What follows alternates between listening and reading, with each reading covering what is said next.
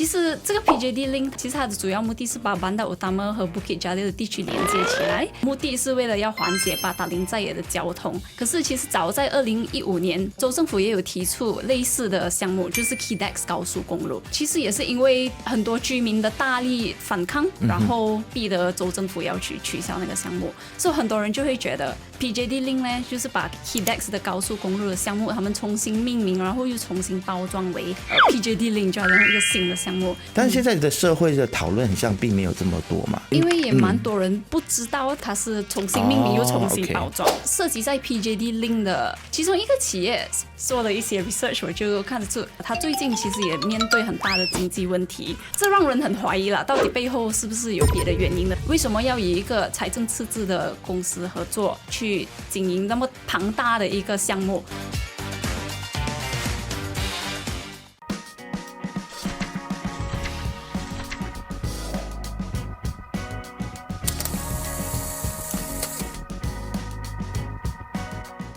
嗨，你好，我是能杰。这个时候你在收看以及收听的是由 BFM 财经所制作的自由时事。那么今天呢，我们要来聊的是一个蛮具争议的一个公共建设的一个项目，就是 PJD Link 这个高速公路这样子的一个项目啊。那么在今年的4月17号呢，其实联邦政府呢曾经就宣布要取消这个项目，因为那个时候是州选之前嘛，然后呢，可能是因为州选的一些敏感性的问题呢，所以呢他们就取消了。但是呢，最近我们看到这个项目又死灰复燃了吗？那其实呢，我们看到现在这件事情虽然还没有得到很多社会大众的一个回应或者是反应，但是我们看到其实在 PJ 这一带的居民呢，对这个项目是持反对的意见啊。特别我们也看到了来自 PSM 社会主义党巴达林在野的分部他们的强烈反对。那么 PSM 就认为说呢，这个公路的项目呢，它其实是比较有利于资本家的，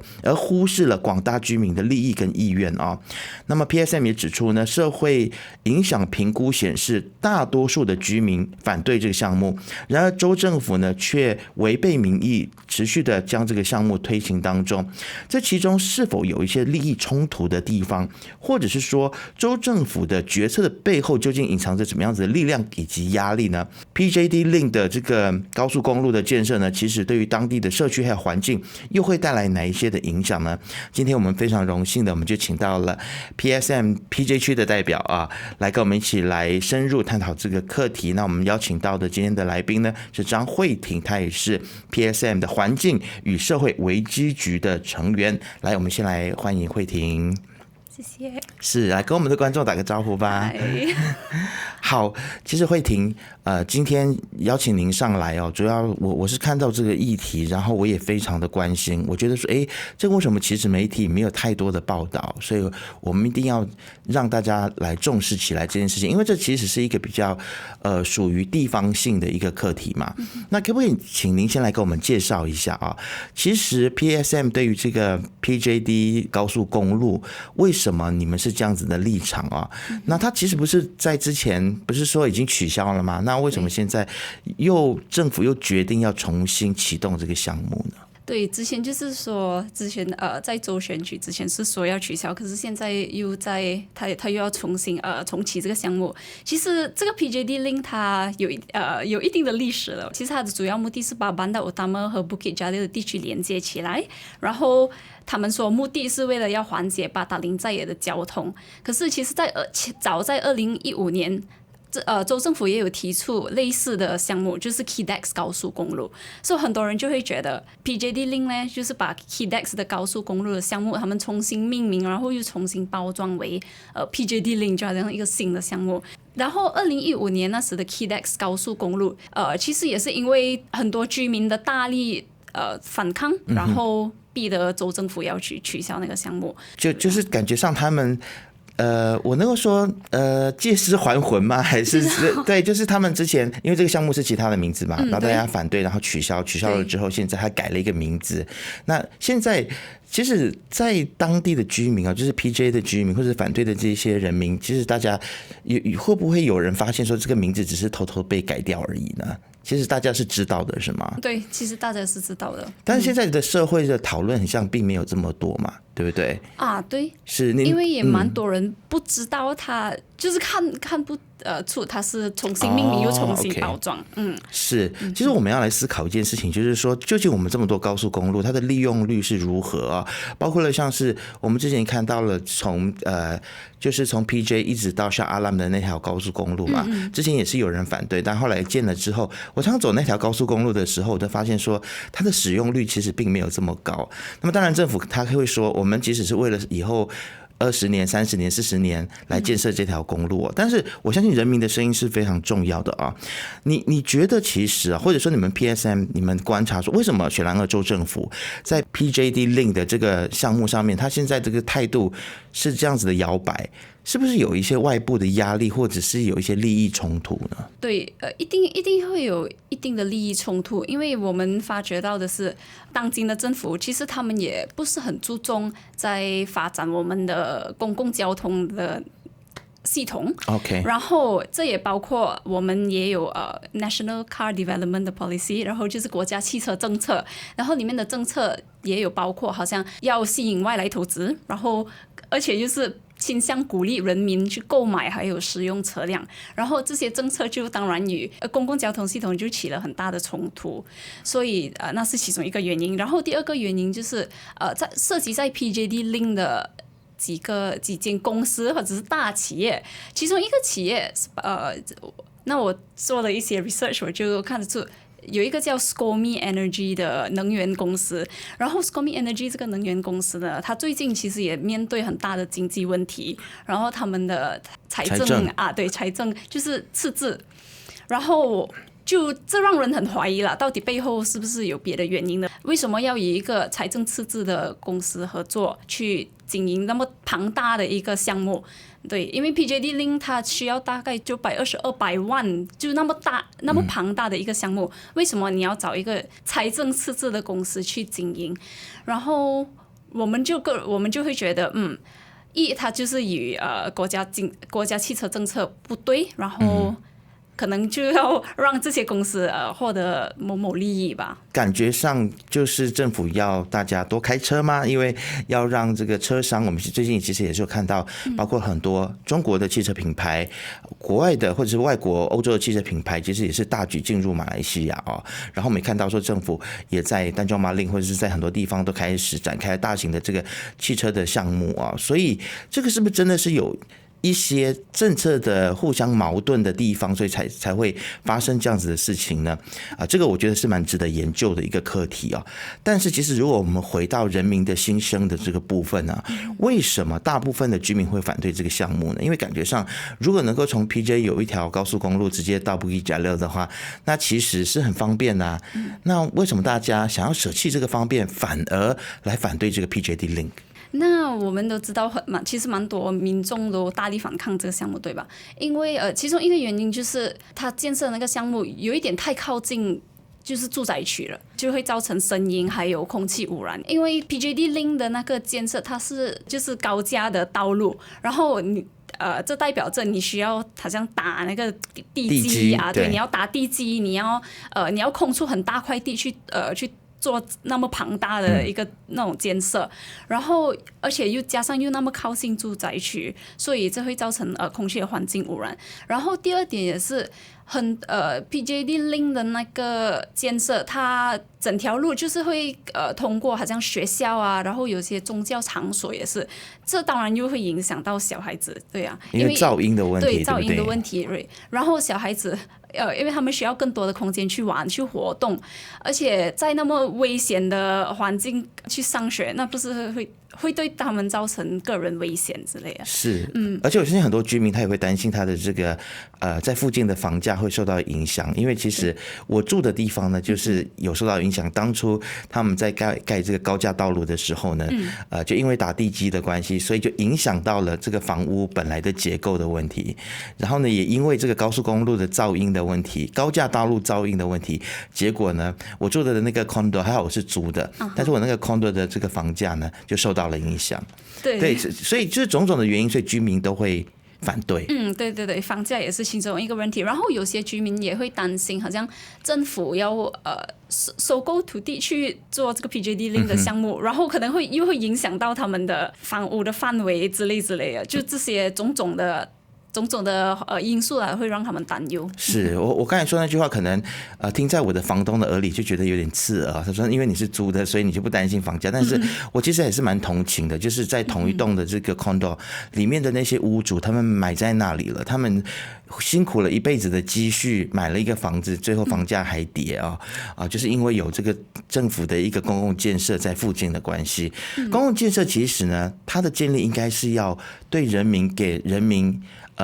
带来这个生活上面的便利，然后为人民来增值的。但是当他没有带来便利，然后又让他的生活品质扣分的时候，为什么政府还要持续的坚持去做呢？在你们提出要取消 PJD Link 这个高速公路项目以及其他的这些类似项目的建议的时候，其实政府他是否有给你们回应？他是否有听进去？你觉得呢？其实之前有，如果我没记错，应该是 YB Marachin， 他有就是举办类似的讨论会 ，OK， 让人民去反映他们的意见之类的，一个座谈会，对，一个座谈会让居民去反映他们的意见。可是虽然很多居民就会大力的说，我们应该做这个，我们应该做那个，我们不应该建这个高速公路，因为就会带来刚才我们所提到的种种影响。政府就觉得很多次就是我们提出的回应、提出的意见，但是政府没有把他们提进去，我们就会觉得他们开这些座谈会或者是做那个样子而已，对，这个只是做个样子来。我已经听取你们的意见了，我们听到了，可是你们接下来会采取什么的反应呢？就好像之前在那个瓜拉朗的Forest Reserve 也是有这样的问题，他们也是有开一个 City Hall， 然后去收集民众的意见，可是过后反应却是不一样的，就是与民间冲突。是因为其实，在 PSM 的文告当中也提到说，其实相关的特许协议是被列为机密的。我其实觉得蛮想不清楚的，为什么他要列为机密呢？可不可以跟我们来说，其实这个协议的内容，对于公众的影响是什么？为什么政府他不公开这些讯息呀？如果我身为居民，那我第一个印象就会觉得，你们是刻意隐瞒的，对吗？一定是有刻意隐瞒。然后这个 PJD Link， 因为一直以来他们都一直想重启，但是因为遭到居民的反对，他们就打下来，然后又再重启。所以这种反反复复的情况下，我们就会觉得可能有值得怀疑，然后你又把这个项目列为 Official Secrets Act 里面，那就更让人可疑了。而且 Official Secrets Act 也是政府一直以来都会滥用这项这样子的一个法令，对，可能去避免公众去探讨，避免公众去讨论这样的问题。然后之前也是因为1MDB 的那些 Auditor Report 也是被列为 Official Secrets Act。那你现在用这种法令去阻止民众获取更多资料，那我觉得这是很可疑的地方啦，可能会有大商业在背后中获益。是可能会有财团或者商业的一些运作，是不是在后面获益？所以呢，这一个项目它才死灰复燃，本来都已经取消了，现在又重新的又重启啊。其实 PSM 对你们来说啊，你们有什么样子的策略让政府来听到人民的声音啊？其实是否会去 engage 就是当地的州议员，让他们来重视这样子的问题？其实你们有去找当地的一些州议员或政治人物来一起努力的，让更大声的让政府听到你们的诉求吗？我们 PSM 现在扮演的角色其实比较多于支持当地的居民协会，还有当地的组织去反映他们的意见。我们并没有扮演很大的好像做决策的角色。对，到现在为止我们有好像就是有示威，就是到马路就是示威举牌这样子。然后第二也有陪伴一些居民的组织去成交备忘录我觉得我们更需要做的是我们必须去和别的团体有更密切的合作，比如好像最近我们看到好像槟城填海的那项计划，然后虽然他是说填海，然后一个是填海，一个是高速公路，虽然是两个项目很不一样，但是它的内涵就是这种发展项目到底是为了谁？到底是为了商业利益，还是为了人民？然后过后我就觉得PJD Link 如果要获得更广泛的支持，我们必须 engage 类似这样的团体，就是遭受这种大型的发展计划，然后人民的生活受影响的团体，跟他们 engage 更多，让他们懂，其实这些很多所谓意义上是讲是发展啊，但是为了谁而发展？为了企业家吗？为了商家吗？还是真的是为了人民？那其实我们回过头来，可能也要解决一个问题哦，就是我相信一个发展项目，它有人反对，或许也会有人支持。那支持的人他就觉得说，有一条高速公路有什么不好？我可以开车很快的从 PJ 就开到 Bukit Jalil， 对不对？然后去看演唱会也比较。这个一路也比较通畅一点，所以其实我们要怎么样子来解决，就是这个 PJ 到 Bukit Jalil 的这个交通的问题？其实你们没有什么样子的想法？是否建设高速公路是一个办法？但是是不是可能建设更多的公共交通也是另外一个途径，对吗？对，建设更多公共交通，还有发展我们现有的公共交通系统，当然是最好的途径。其实这个。公共交通是我们一直以来都蛮常谈到的一个题目，因为我们现在是处于好像气候危机的情况内，对吧？私人汽车还有私人交通，其实在吉隆坡一带的地区，它算是碳排放的最大魁首。所以为了解决这种问题，我们只是真的应该更重视公共交通，发展公共交通系统之类。除了发展公共交通系统之外，会很多人提到我们就加多一点巴士，或者是让火车加多一点轻快铁之类。背后也要考虑，我们要让这个公共系统更完善，让我们现有的系统更完善。因为很多时候就是last mile connectivity 好像最后1公里的那种连接不完美。对，然后就逼使很多人，就好像如果我要去搭轻快铁，我必须加5分钟，把我的车停在那边才可以搭火车，所以很无效，因为你在地铁站，你又要建更多的停车位，然后如果停车位不足，然后他们就会随便把车停在路边，然后又造成交通阻塞，所以我们要把它变成更完善，无论是巴士或者是可能把车站建得更大、更明亮，因为现在很多车站就是很黑、很暗，然后很危险。对女性啊，或者对小孩子要自己搭交通工具都很危险，所以这些都是我们必须考虑的因素了。而且我相信，其实公共交通呢，它是社会转型正义的一个部分啊。因为我们可以看到说，可能比较有经济能力的人才买得起车，才加得起车油。特别是我们现在看到，可能 RON 95也可能有它的津贴也会被取消，所以开车对于很多中下阶层来说是一个负担，对不对？所以如果你只鼓励大家开车，然后公共交通并没有让它变得更好的话，还有刚刚您所说的这个最后1里路没有去完善的建设的话，其实对于很多中下阶层的人来说是不公平的。他们要如何出行呢？他们出行的费用就很高了，对，是要花的时间也比较多。对，我们现在看到的就是，你看马来西亚人民平均收入都那么低了，很多人都赚5000块以下，对 ，minimum wage 也不高。然后就搞到，因为我们现在连去做工，我们都需要买一辆车，所以这造成更大的那种经济负担。除了买车，你还要打油，这些很多很多的费用就成为一种负担在人民的身上。然后政府要怎么样去解决呢？所以公共交通工具还是最好的选择啊。是，而且我们的政府不是说现在我们欠了很多债吗？国债非常的高。那建设公共交通或者是建设所谓的这个高速公路。它其实费用很大，难道我们要再去借钱来建设这个高速公路吗？对，因为我们看到其实马来西亚的很多高速公路都是先借钱来盖，然后呢，大家还要花钱去还透，然后来还这个债务，所以这个思考其实我觉得是蛮矛盾的，跟首相安华所说的我们要减少赤字，对不对？这个其实是有一点点冲突的，你觉得呢？对，我也赞成，因为